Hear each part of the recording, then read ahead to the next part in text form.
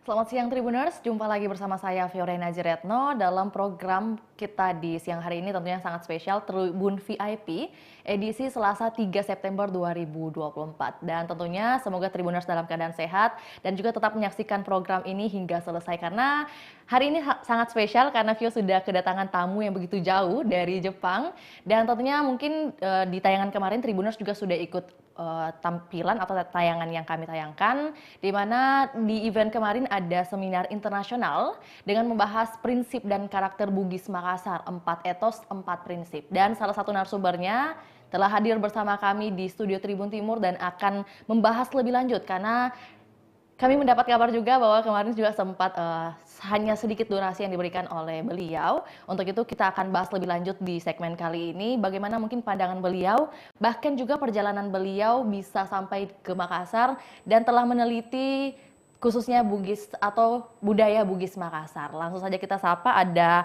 Profesor Makoto Ito selaku antropolog Department of Social Anthropology School of Humanities and Social Science Tokyo Metropolitan University. Dan kita telah mengemas perbincangan kita dengan tajuk Perjalanan Peneliti Jepang Mendalami Tradisi Bugis Makassar. Langsung saja kita sapa narasumber kita di siang hari ini. Selamat siang, Prof. Ya, selamat siang. Iya, good morning mungkin ya, kalau misalnya masih di masih suasana pagi. Ya, kalau ya. di Jepang itu kan masih semangat pagi terus, Prof. Ya, Benar demikian? Iya, ya. Atau konnichiwa. Oh, konnichiwa, ya. Itu atau halo atau selamat datang itu. Itu kalau siang itu Iya? konnichiwa. Oh, konnichiwa. Kalau pagi itu ohayo gozaimasu. Ohayo gozaimasu. Ya. Oke, konnichiwa, Prof. Ya. Oke. Untuk itu mungkin kita menyapa Tribuners dulu nih yang sedang menyaksikan kita, Prof. Silakan. Iya, ya. This is your stage untuk menyapa. Oh. Iya, mungkin ada kata-kata semangat pagi yang mau disampaikan buat Tribuners. Oh, begitu. Oke. Ya. Sorry, itu saya baru 1 tahun datang ke sini. Baik. Jadi tangkapan bahasa Indonesia mulai agak lambat. Jadi, it's okay. Ya, minta itu pelan-pelan. Oke. Nah, selamat pagi atau selamat siang penonton. Nama saya Makoto Ito. Saya seorang antropolog dari Jepang dan sebenarnya saya sudah pensiunan. Oh, Iya, ya. Sudah itu.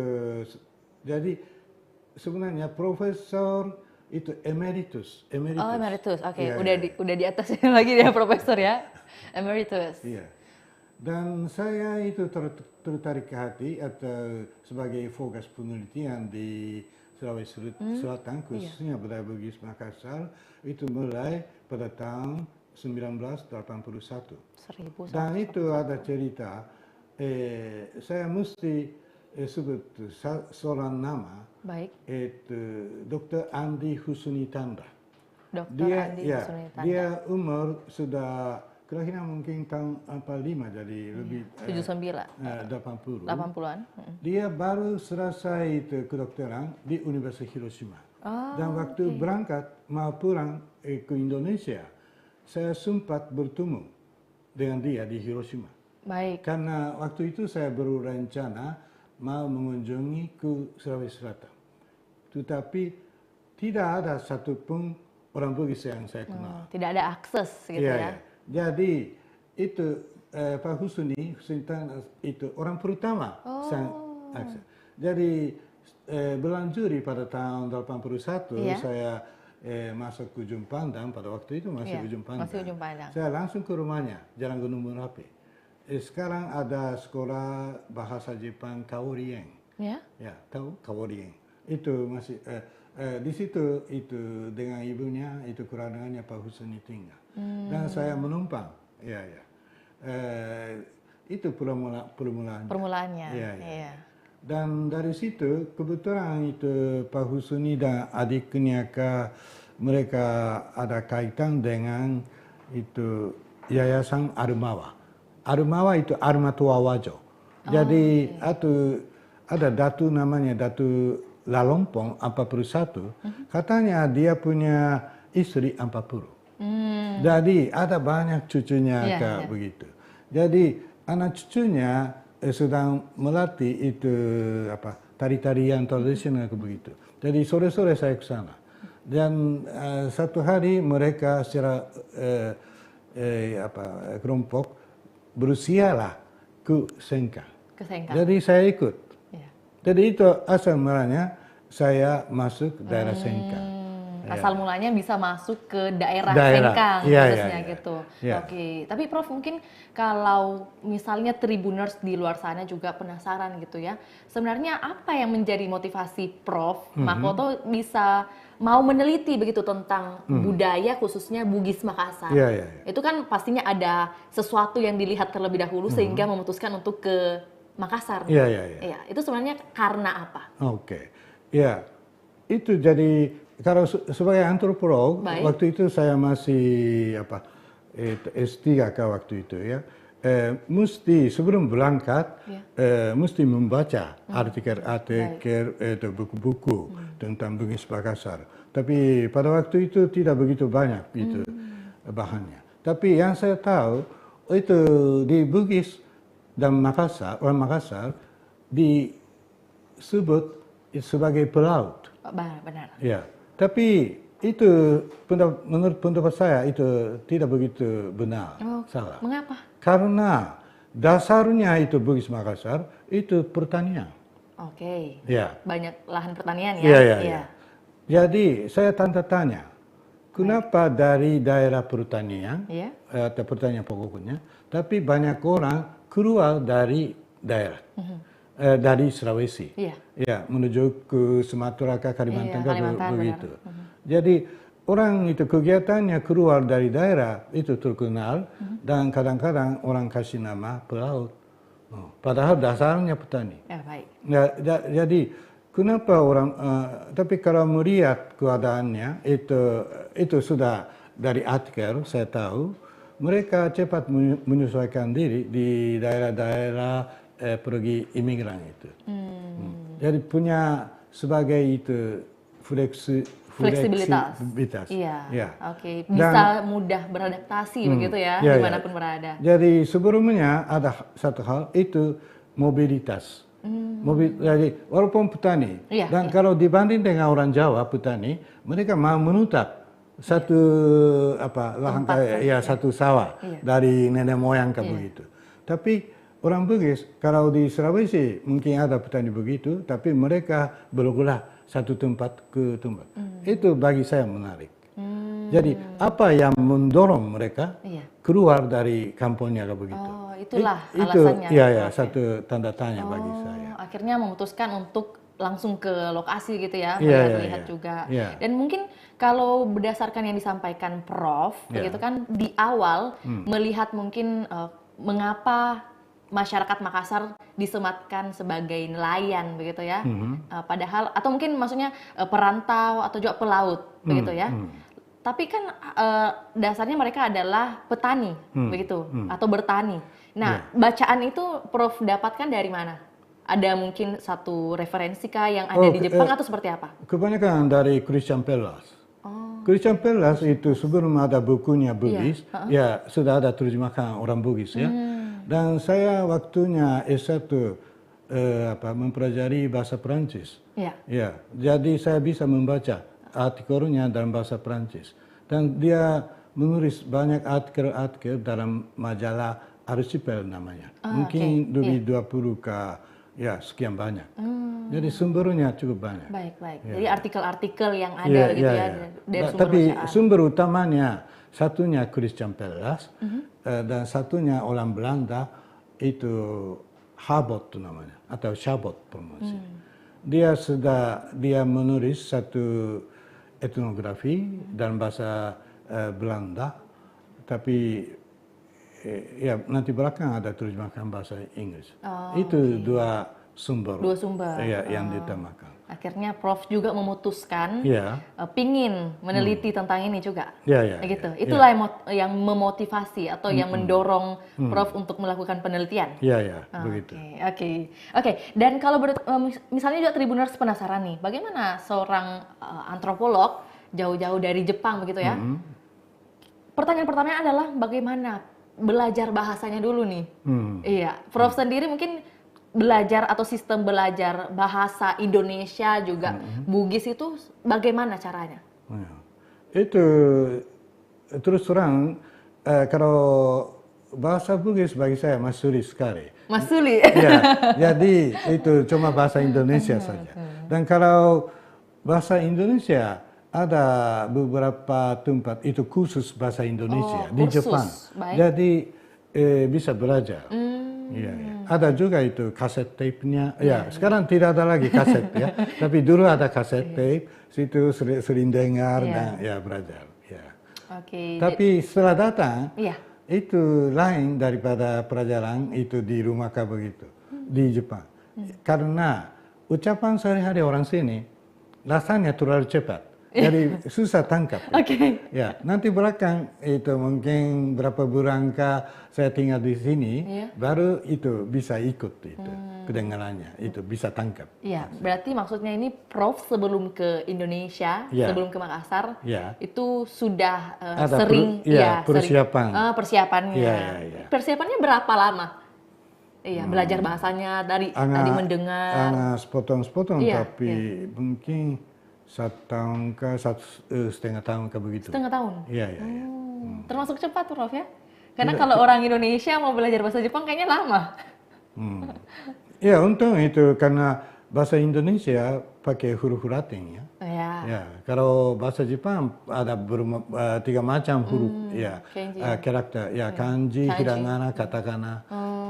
Jadi lebih susah lagi, lebih lama ya kalau orang Indonesia mau belajar.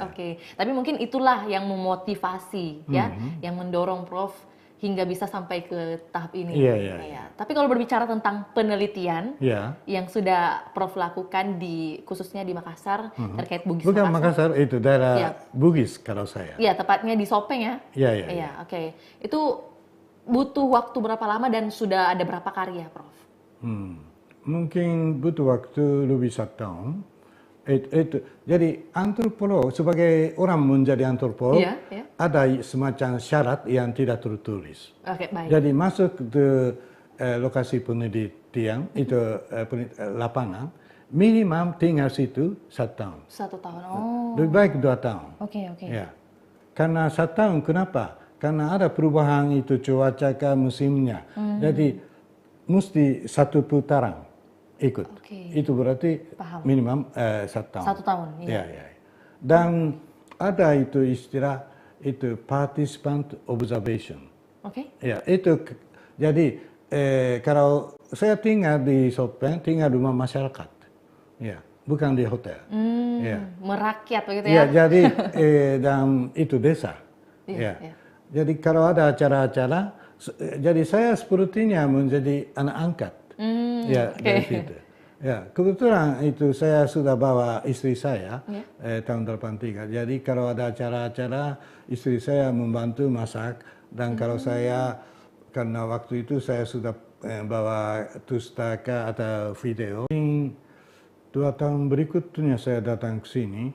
Tapi saya mengatakan penelitian di sini dan Sumatera Selatan dan Jambi juga.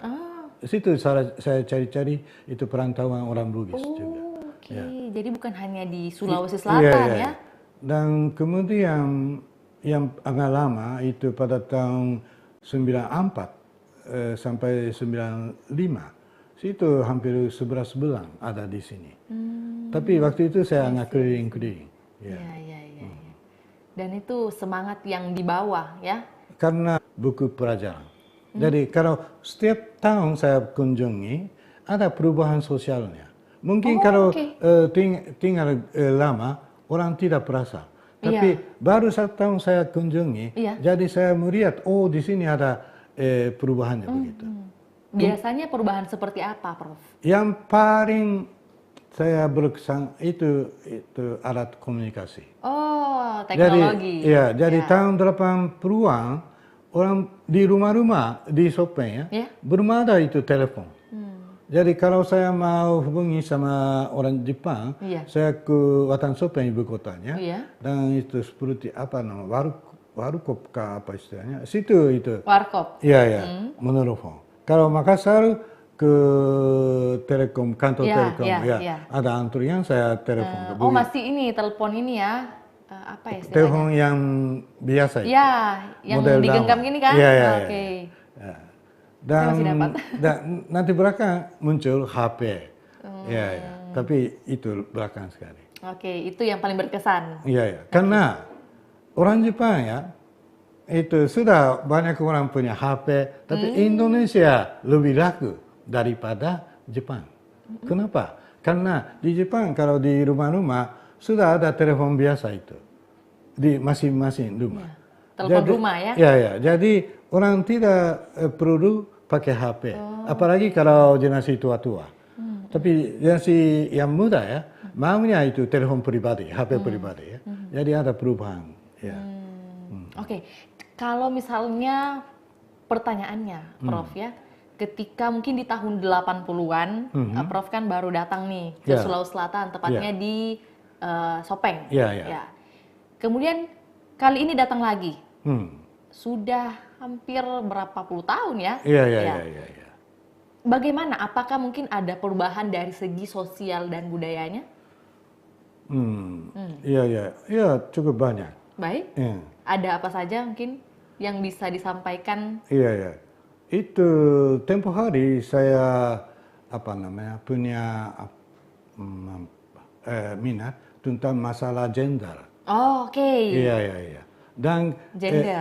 Jadi di sini ada orang cara baik. Benar. Ya, cara baik, bisu. Ya. Nah itu kalau dunia antropolog itu terkenal sekali.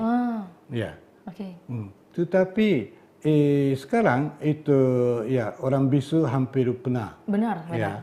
Orang cara baik masih cukup kuat, tapi ada juga tekanan sosialnya. Jadi kalau ada fashion show-nya itu agak sulit ya laksanakan begitu. Itu yang menjadi. Tapi dibanding dengan keadaan Jepang, di Jepang juga itu orang seperti cara baik banyak sekali. Ya. Tapi bagaimana diterima oleh masyarakat itu agak lain juga. Penerimaan masyarakat yang itu ya. Berarti sama, maksudnya di Sulawesi Selatan, di Indonesia, jadi gender seperti itu masih penerimaannya kurang ya? Enggak, penerimaannya lebih terbuka. Lebih terbuka di Jepang? Bukan, di sini. Di sini, oke. Di sini tapi maksudnya daerah Bugis yang saya mengamati. Ya. Karena di pasar-pasar ada pedagang-pedagang, penjual-penjual, itu sudah orang tua-tua. Kalau melihat jelas laki-laki, tapi berpakaian kebaya begitu. Saya heran dan melihat kakinya besar. Itu saya culture shock itu. Culture shock, oke. Tapi banyak orang kelilingnya dianggap seperti biasa-biasa saja. Itu kenapa mereka bisa terima ya. Jadi waktu pertama kali saya mau wawancara dengan mereka, saya takut. Bagaimana cara pendekatan? Ya. Apakah panggilannya bapak atau ibu atau mbak? Nanti belakang saya berkata mbak itu lebih cocok ya. Tapi ya di sini itu agak sepertinya Indo-Voting ya. Kalau ada upacara perkawinan, ada juga. Jadi itu cukup menarik. Satu lagi, jadi bertambah lagi nih, semakin banyak ya. Kalau culture shock yang lainnya lagi, itu kan mungkin dari segi prinsip hidup seperti apa, Prof, yang Anda lihat? Itu saya sering selain daripada Sulawesi, saya ke Malaysia tapi Sabah. Malaysia bagian timur, Kalimantan, tapi utara. Di situ banyak orang Bugis. Makassar juga banyak perantau kan? Iya, perantau. Tapi di sana sudah generasi kedua, tiga, ada sampai 4. Tapi kelihatannya sudah bukan orang Bugis lagi. Dan kemampuan bahasa Bugisnya masih kurang. Sudah kurang gitu ya, apalagi setiap generasi. Tapi masih tetap mereka punya identitas sebagai orang Bugis. Itu apa mereka masih mempertahankan identitasnya. Sebenarnya mereka sudah sangat campur darah dengan itu masyarakat setempat. Iya, sudah akulturasi. Tapi mereka masih kuat identitasnya. Itu kenapa?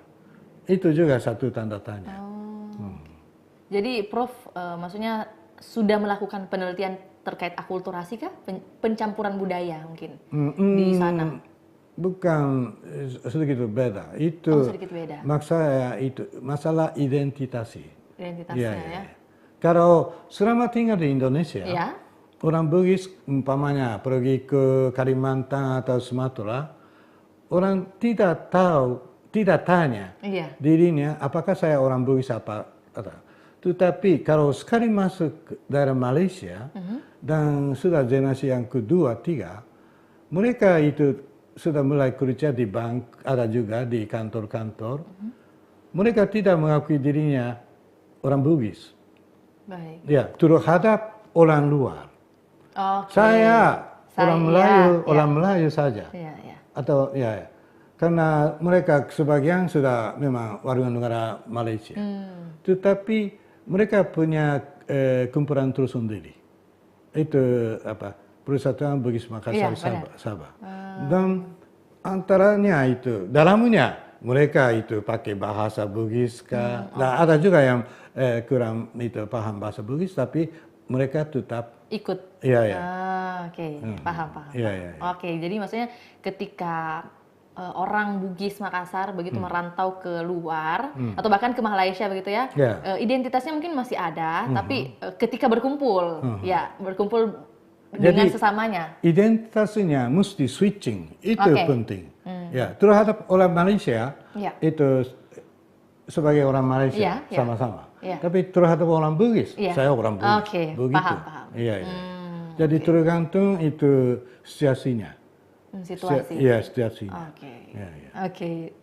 Dan mungkin satu yang menarik juga, Prof, yaitu tadi menyoal gender adalah Prof tadi mengatakan di Jepang juga bahkan ada seperti itu, ada calabai. Kalau untuk gender bisu sendiri di Jepang ada? Sebenarnya zaman dulu-dulu ada, tapi sekarang susah dapat. Iya, karena kan seperti yang kita tahu mungkin Tribuners juga ketahui bahwa gender bisu itu adalah seseorang yang bisa berkomunikasi antara dunia dengan alam di luar lah, maksudnya entah di atas atau Tuhan begitulah mereka menyebutnya. Dan hal itu mungkin di zaman dulu juga ada di Jepang. Iya, ada. Berarti eksistensinya saat ini di Bugis masih ada, tapi sudah hampir punah. Sedangkan di Jepang sudah punah, begitu? Sudah punah. Itu juga menarik untuk diteliti lagi ya, Prof. Mungkin kalau kita kembali lagi nih, Prof, di awal Vio sempat bilang, sampaikan juga kepada Tribuners bahwa di event kemarin, seminar internasional, Prof Makoto selaku salah satu speaker nih, dan membahas bagaimana mungkin budaya Bugis Makassar. Dan yang Vio tangkap ada satu statement yang Prof katakan bahwa dan fenomena yang nyata, yaitu bupati dari Sopeng sendiri yang mungkin istilahnya mengamalkan prinsip siri. Nah, kita mau tahu lebih lanjut nih, karena mungkin di kesempatan kemarin itu terbatas. Lantas mungkin untuk prinsip siri sendiri. Tapi waktu itu saya cuma pakai istilah siri sebagai alat analisa. Jadi mungkin itu Bupati Sopeng tidak pakai istilah itu. Cuma itu tingkah lakunya supaya mengamankan itu masyarakatnya daerah asalnya. Dan memang tingkah lakunya sebagai pelindung masyarakat. Dan itu kalau menganalisa itu meningkatkan harga diri masalah harga bukan yang penting itu keamanan keamanan. Baik. Lantas mungkin untuk prinsip siri yang Prof pahami itu seperti apa sebenarnya? Itu memang saya bukan orang Bugis, jadi agak sulit. Jadi tapi ada dua yang penting. Satunya memang ada rasa malu. Dan ada, jadi kemarin dalam slide saya kasih lihat itu, saya kutip itu Pak Laside. Laside itu orang sudah lama meninggal, tetapi itu dia budayawan cukup terkenal di Sulawesi Selatan. Dan dia membedakan 7 arti. Dan yang terakhirnya, tapi yang penting itu martabat atau harga diri. Itu. Jadi itu kadang-kadang itu sekarang orang tidak pakai itu istilah siri atau jarang pakai, tapi tahun 80-an, 90-an masih sering pakai. Tapi dalam sehari-hari. Sehari-hari. Tetapi diartikan sebagai itu atau dalam konteks masalah pembunuhan, kejahatan kayak begitu. Pada tahun 80-an? Iya, iya. Oke. Kenapa? Jadi saya bawa itu waktu itu cari statistik kriminal.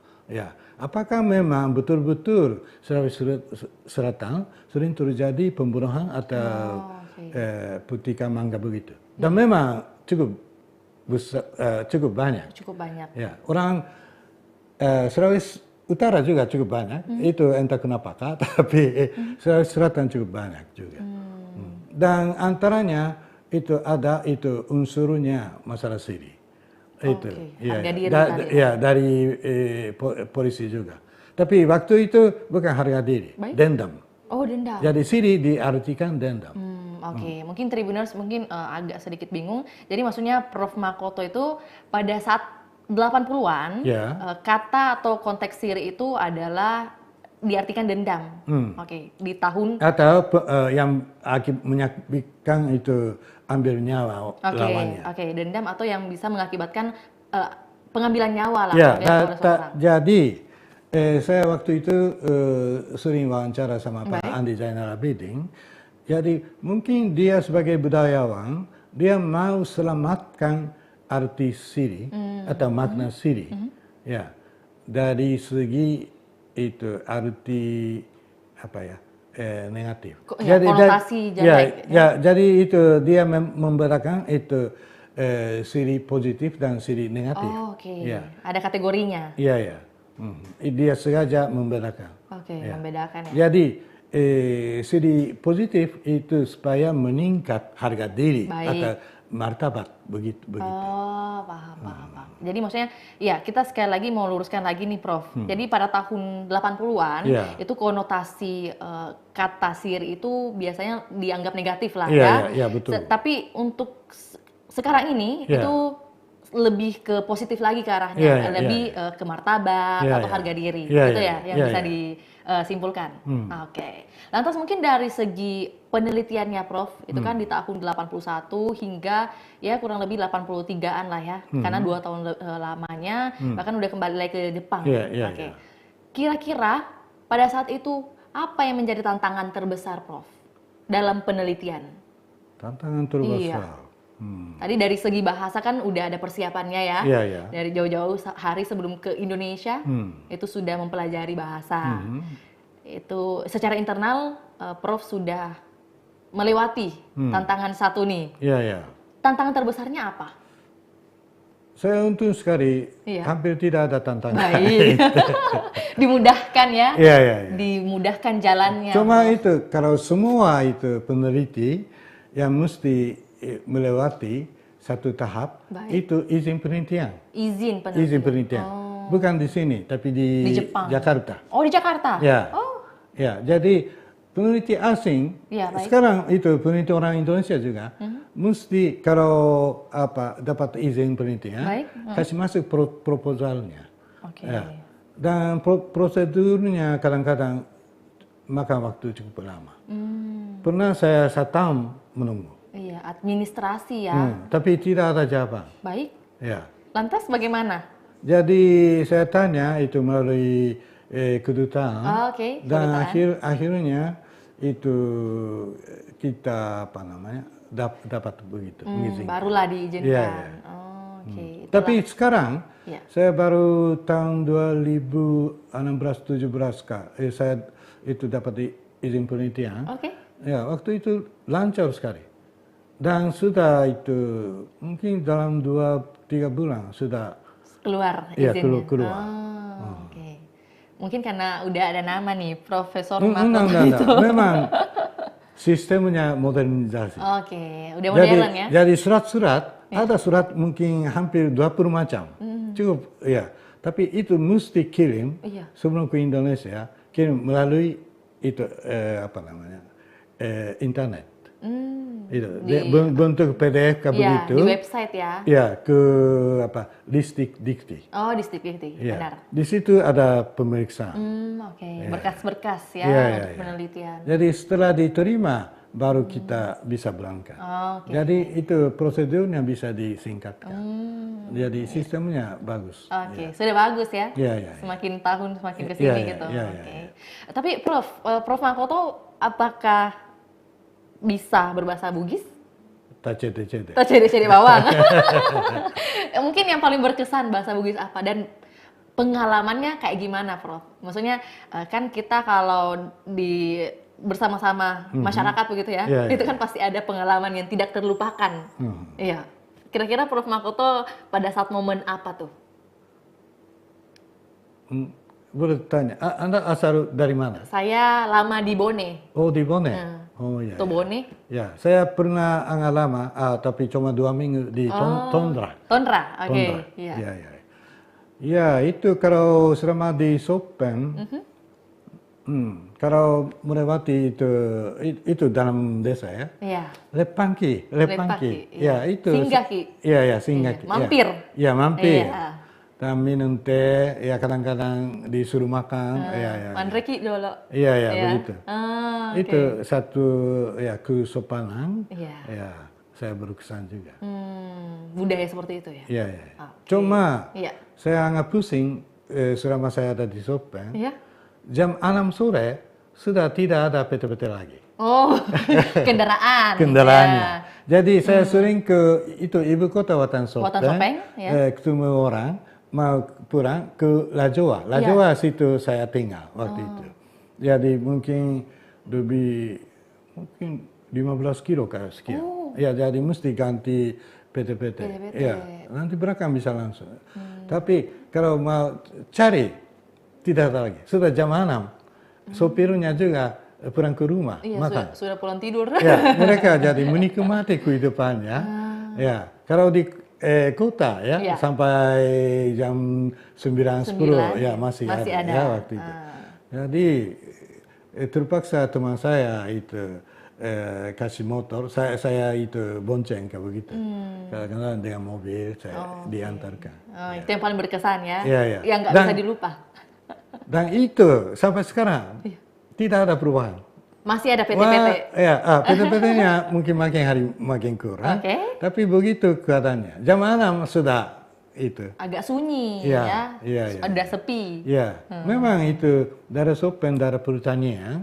Jadi orangnya itu mau istirahat. Yang diutamakan itu istirahat atau makan-makan bersama keluarga. Mungkin lain suasananya di kota Watampone atau di Sengkang.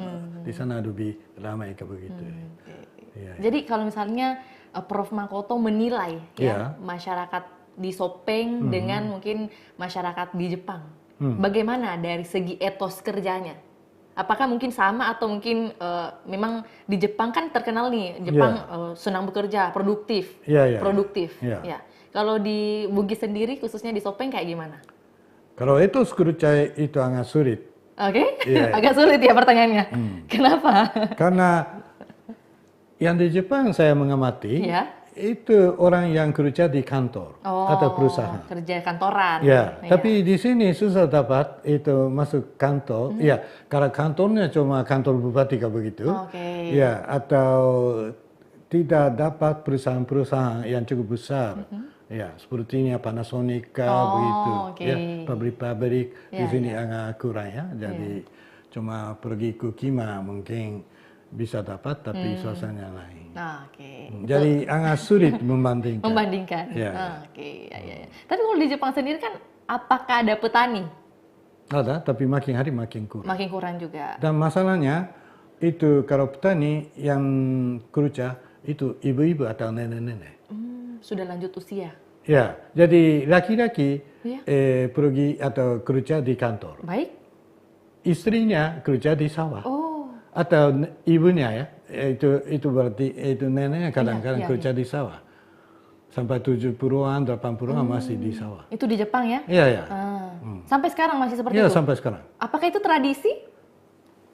Ya, itu tapi pengaruhnya urbanisasi. Urbanisasi. Ya, jadi kalau dengan itu sebagai petani saja, susah itu mencari, mempertahankan itu kehidupannya. Dan kalau di Sulawesi Selatan itu kan tidak mengenal usia ya, Prof. ibu-ibu, bapak-bapak, atau bahkan juga anak-anak juga sudah bekerja di sawah ya, Prof? Sependapat? Setuju kah, Prof? Di Jepang juga jadi tidak mengenal usia, tapi asal mereka sudah dewasa. Kalau anak-anak mesti ke sekolah. Oh, harus? Harus, ya itu wajib. Oke. Ya. Dari segi pendidikan ya? Ya. Jadi waktunya masuk di perkampungan, ya saya dengar, kebetulan itu orang tua saya di Sopeng, itu orang tua angkat ya. Orang tua angkat. Dia kepala sekolah SD. Dia sering bilang, kadang-kadang itu orang tuanya karena sibuk kerja, jadi tidak mau kirim anaknya ke sekolah. Jadi anaknya mau kerjakan. Ikut kerja juga. Iya, begitu. Jadi belum ada pengertian bagaimana pentingnya pendidikan. Itulah yang membedakan ya. Iya. Karena kan kalau di Jepang yang wajib itu adalah pendidikan nomor 1. Kalau di sini mungkin karena sibuk kerja, makanya anak-anaknya juga malah ikut kerja gitu. Cuma itu keadaannya sudah berubah sekali ya di Indonesia juga.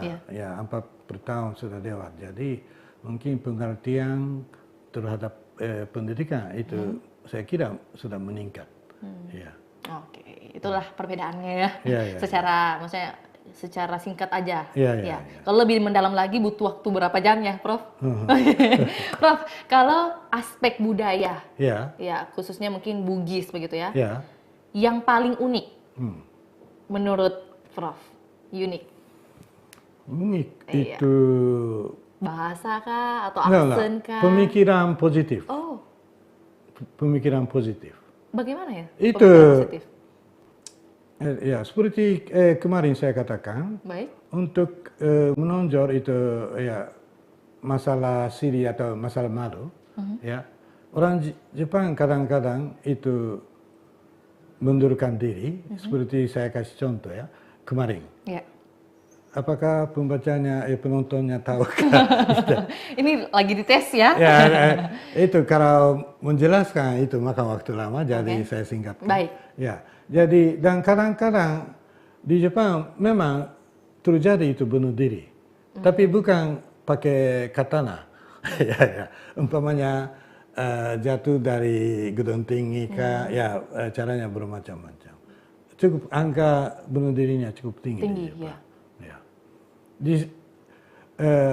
Jadi di Jepang dibanding dengan orang sini agak pesimis saya kira cara pemikirannya. Yang mana lebih pesimis? Orang Jepang. Makanya tingkat bunuh dirinya lebih tinggi di Jepang. Di sini enaknya kadang-kadang pandang enteng. Pandang enteng ya? Pandang enteng. Tapi itu positif. Orang-orang sini pandang enteng, tapi lebih ke arah positif. Jadi menghadapi itu masalah-masalah, tapi pandang enteng. Mungkin bisa menyelesaikan itu kalau ada waktu. Tapi kalau Jepang menjadi serius, terlalu konsentrasi. Lebih ini ya, bagaimana menyelesaikan. Langkah solutifnya itu kurang gitu ya. Jadi kena stres tinggi, akhirnya itu penyebab itu bukan sampai bunuh diri, tapi kena stres, penyakit muncul, penyakit jiwa ya. Itu stres. Juga, cukup banyak. Cukup banyak. Di Jepang. Orang laki-laki itu secara menjelang 60 begitu, mungkin 40% tukar ada gejala-gejala penyakit jiwa. Penyakit jiwa itu depresi.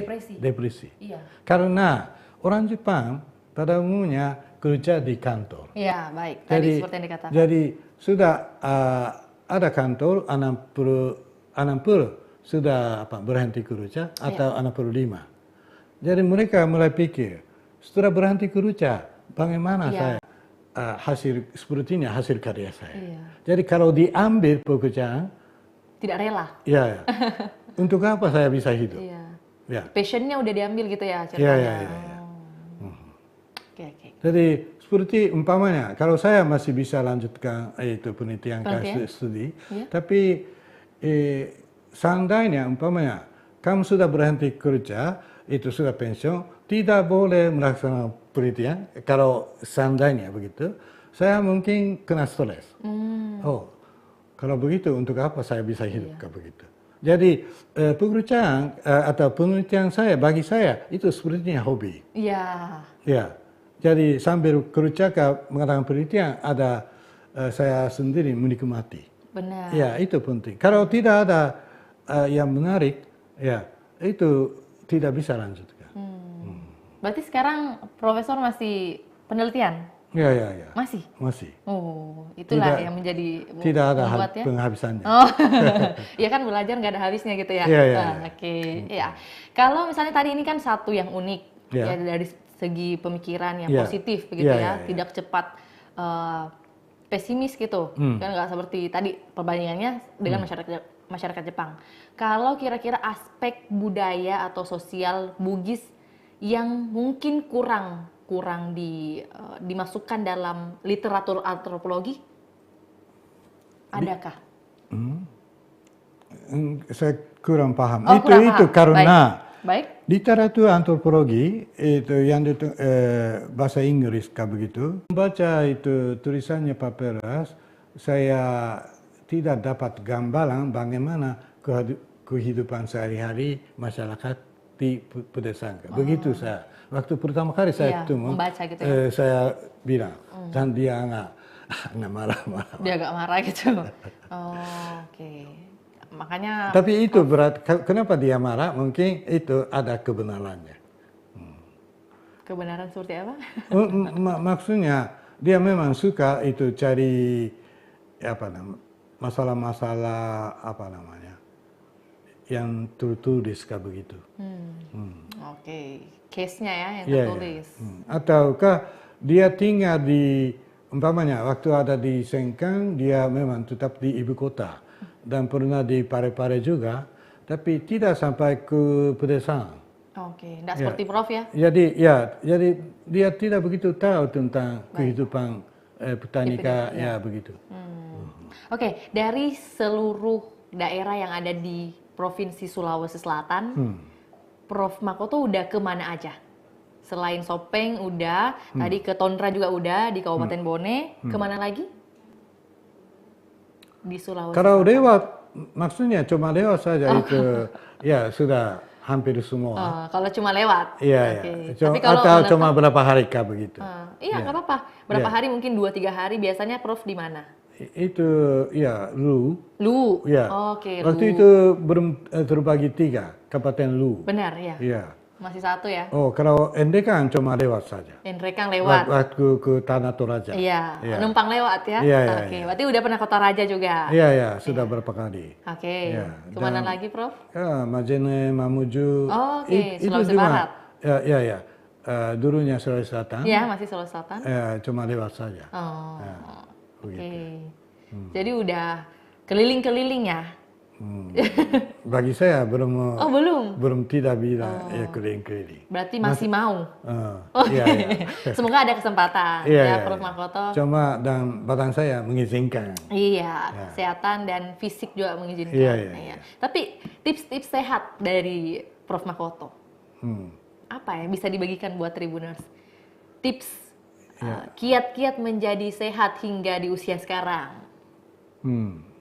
Sebenarnya saya tidak begitu sehat. Baik, Ya, umpamanya saya makan obat setiap pagi, Baik. berapa biji kah? Ada juga teman sumur saya, dia tidak pernah makan obat. Dia memang lebih sehat. baik, Dan dia itu biasa berolahraga. oke. Ya, kalau saya olahraganya paling-paling itu berjalan kaki. Berjalan kaki, saja, iya. agak cepat begitu. Ya, jadi dan itu waktunya corona, COVID iya. itu selama 2,5 tahun begitu, terus di rumah saja. Jadi mungkin menambah badan. Itu jadi badan saya agak jelek, mungkin kelihatan begitu. No. Jadi saya mau lebih kurus. Lebih kurus? Ya, Oh. mungkin ya 3-4 kilo lebih kurus daripada sekarang itu ideal saya. Oke, itu yang diharapkan ya Prof. Iya, iya, iya, Berarti caranya adalah jalan Ya, aja. jalan kaki itu Ya, jalan kaki. paling gampang. Ya, kapan saja. Benar. Ya, tidak pilih waktu. Ya. Jadi ada juga orang yang itu pergi itu fitness kah, pergi Iya, gym. Ya, dan itu makan biaya dan mesti pergi ke sana ke tempat kah. lagi, Ya, pulang lagi. Ya. Butuh waktu. Tapi kalau berjalan kaki kapan saja bisa. Ya, ya. Setuju. Iya, iya. Setuju, Prof. Iya. Oke. Iya. Cuma musim-musim begini agak sulit juga kalau pilih waktu ya. Kalau pagi-pagi agak enak. Iya. Ya, kalau siangnya Kalau siang kan udah panas. Iya, iya. Oke, oh ya, mengenai cuaca mungkin Prof. Bedanya di Sopeng khususnya dengan di Jepang. Suka di mana? Selain mungkin sejuknya tadi di Sopeng lebih suka? Ya, tapi Sopeng makin hari makin panas juga. Oke. Banyak orang Sopeng sendiri bilang, oh dulunya sejuk. Iya. Apalagi daerah sekitar Takalala ada pohon-pohonnya sangat tinggi. Ya, dan ada bukit-bukit. Jadi ada angin yang sejuk. Ya, tapi entah kenapa mereka sendiri bilang, ya agak panas daripada dulu. Oh, oke. Dan kalau di Jepang luar biasa. Panasnya? Ya, jadi saya ya kalau sebelum berangkat dari Jepang banyak orang Jepang bilang, oh Indonesia daerah tropis panas mungkin panas sekali. Ya, tapi jawaban saya, oh Indonesia lebih sejuk daripada Jepang sekarang. Ya, kalau Tokyo sendiri derajatnya 35. 35 derajat? Ya, Celcius. Ya, hari ini mungkin agak turun, tapi mungkin 31 ke 2 ke begitu. Berarti mau sama, hampir sama ya? Tapi di sana lebih lembab. Lebih lembab? Ya.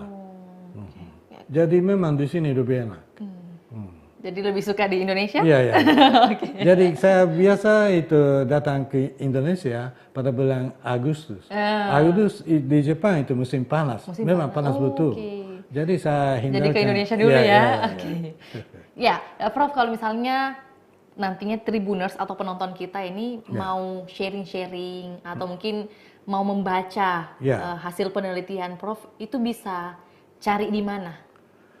Oh, selama ini kebanyakan saya menulis dalam bahasa Jepang. Jepang, baik. Ya, sebagian bahasa Inggris dan cuma bahasa Indonesia 2-3 biji kah? 2-3 buah ya? Iya.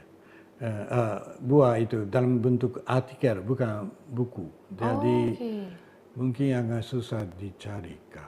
Oh, satunya buku tentang Lagadigo diterbitkan tahun 2019. Tapi itu terbitan dari Kabupaten Sopeng kerjasama dengan Unhas. Jadi, tapi mungkin di satu Gramedia tidak bisa dapat. Iya. Tapi ini Nawa bisa dapat. Oke. Dan dalam situ saya tulis satu artikel tentang itu Tumbuni dan kembar budaya, saudara kembar budaya. Artikel? Tapi judulnya tidak jelas. Tapi saya menulis Tumbuni tahu? Tumbuni, enggak. Ari-ari. Jadi orang melahirkan anak. Oh, oke. Ya. Ada itu yang ikut. Ya. Itu ada kepercayaan dari dulu-dulu. Di Jepang juga ada. Ya. Dan ada juga itu kepercayaan tentang orang melahirkan buaya. Ada buaya manusia. Di Jepang juga ada? Di Jepang tidak ada. Oh, di sini ada. Di sini ada. Ya, oke. Itulah yang Prof Makoto jadi, teliti. Saya itu waktunya seminar Lagadigo di Sopeng. Saya itu bicara tentang itu dan belakangnya saya menulis. Dan itu bisa baca itu. Kalau coba cari buku. Oh, oke. Silakan cari di buku ya. Nanti ada tulisan atau artikel dari Prof Makoto itu. Oke. Kalau misalnya untuk closing statement kita nih, Prof. Closing statement, kalimat penutup kita untuk mengakhiri perjumpaan kita. Oke. Kira-kira harapan yang mau disampaikan Profesor Makoto itu di hari ini untuk para masyarakat Bugis mungkin terkait hasil penelitian Prof atau mungkin juga saran-saran yang mau disampaikan buat masyarakat Bugis seperti apa? Jadi ya saya kira satunya di Sulawesi Selatan sebenarnya bukan cuma Sulawesi Selatan saja tapi masing-masing daerah punya kebudayaan dari dulu-dulu. Tapi cuma mempertahankan budaya itu sulit sekarang. Jadi mesti berkembangkan itu kebudayaannya sendiri. Ya. Jadi kemarin kebetulan saya melihat tari-tarian itu orang anak-anak Unhas itu laksanakan waktunya seminar, itu saya kagum. Jadi mereka pakai itu pakaian ada, tetapi cara itu perhiasannya dari manakah atau cara itu tari-tariannya bukan seperti tari-tarian dulu itu. Ada itu apa? Ada rasa saya merasakan ada itu kreativitas. Iya, ya. Jadi dan di samping itu umpamanya itu Lagadigo juga. Lagadigo juga itu pernah itu orang Amerika dia itu apa sandiwarakan. Ya bukan sandiwarakan, teaterisasi. Itu mereka keliling dunia, kecuali Jepang belum. Ya, tetapi jadi dasarnya itu Lagadigo. Tapi itu bisa menjadi teater yang cukup modern. Ya, karena sudah dibalut dengan kreativitas tadi. Ya. Jadi tari-tarian juga begitu. Jadi mesti tidak usah buang itu tradisi-tradisi. Tapi dari situ ada sumbernya. Jadi itu menjadi bahannya untuk meningkat kreativitas. Ya. Itu saya kira penting. Jadi closing statement atau kalimat penutupnya Profesor Makoto itu adalah tradisi-tradisi yang sudah ada itu tetap dipertahankan dan juga dilanjutkan dengan dibalut dengan kreativitas yang saat ini ada gitu ya. Oke. Cukup, Prof? Masih ada lagi? Ya, saya kira itu. Kalau tentang antropologi tidak begitu saya menjelaskan, tetapi ya, dalam kesempatan ini saya sudah cukup. Oke, sudah cukup. Nanti semoga kita punya kesempatan lain lagi ya, Prof, bisa berbincang-bincang buat Tribuners. Biar Tribuners punya wawasan bertambah lagi nih ya. Oke. Sehat selalu, Prof. Dan juga sukses juga dengan apa yang diharapkan. Terima kasih banyak. Iya, baik. Terima kasih juga buat Tribuners yang hingga saat ini setia menyaksikan program VIP. Dan semoga hasil perbincangan kita, diskusi kita bersama Profesor Makoto itu juga bisa menjadi wawasan baru dan juga memberi energi positif bagi kita semua. Akhir kata, saya Fiorena Jiretno, mewakili Profesor Makoto itu dan juga tim pamit undur diri. Selamat siang dan sampai jumpa. Download Tribun X sekarang, menghadirkan lokal menjadi Indonesia.